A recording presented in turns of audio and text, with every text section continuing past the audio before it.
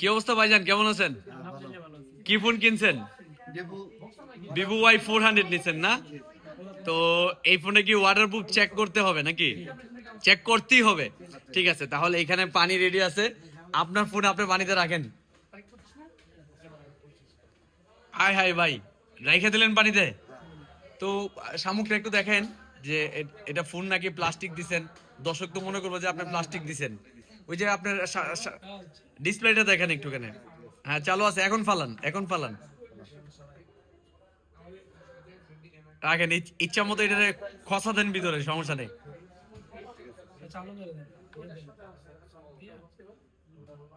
ঠিক আছে নাকি?